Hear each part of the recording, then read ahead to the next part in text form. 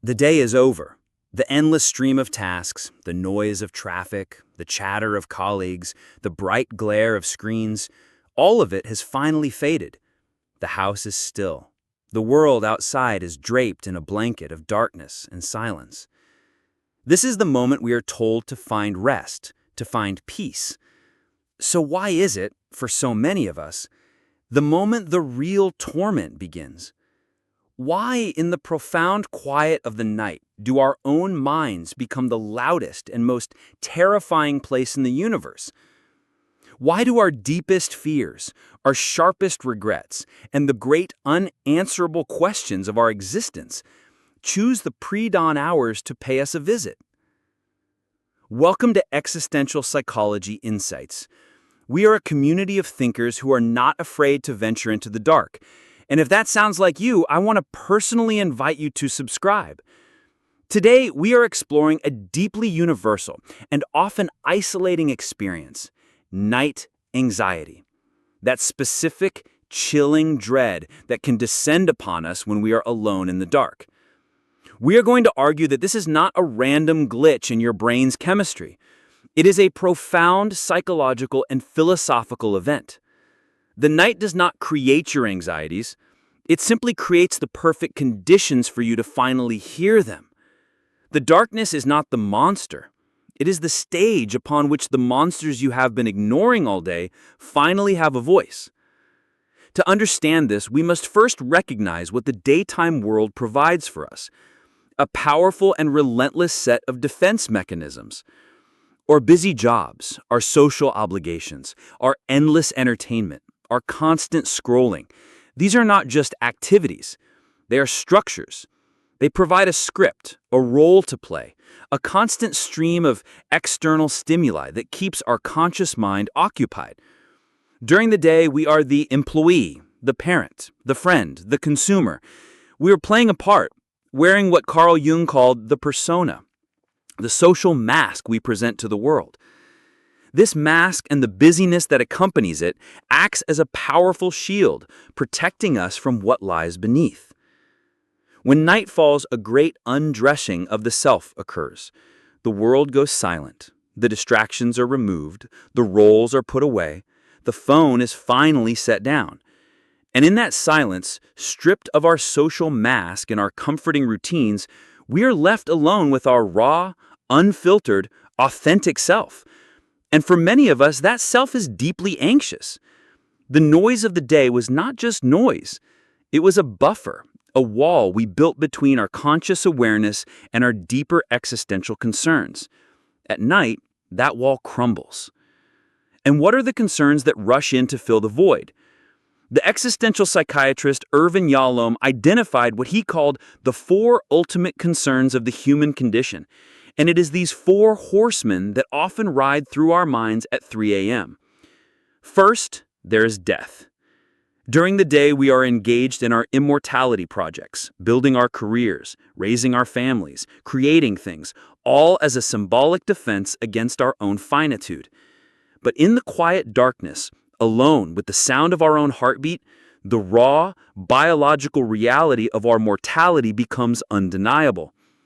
The abstract fact of death becomes a felt, visceral reality, and the anxiety it produces can be overwhelming. Second, there is freedom.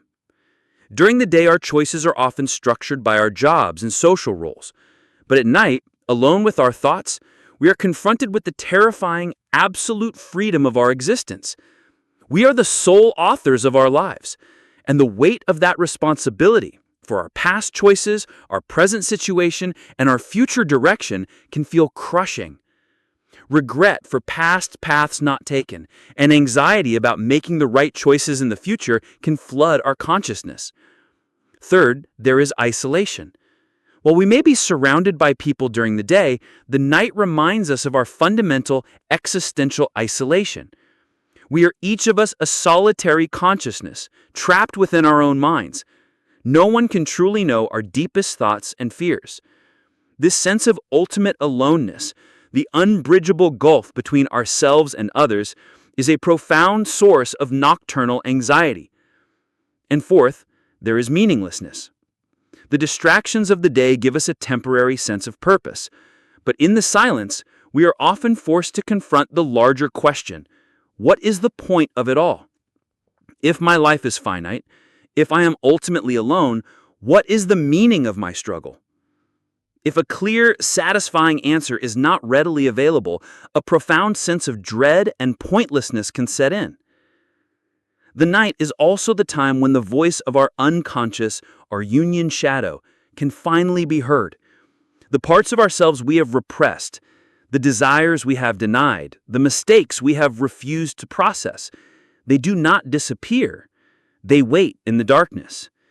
When our conscious mind's defenses are at their lowest, these disowned parts of ourselves can rise to the surface, demanding to be acknowledged, often in the form of anxious, looping, and intrusive thoughts.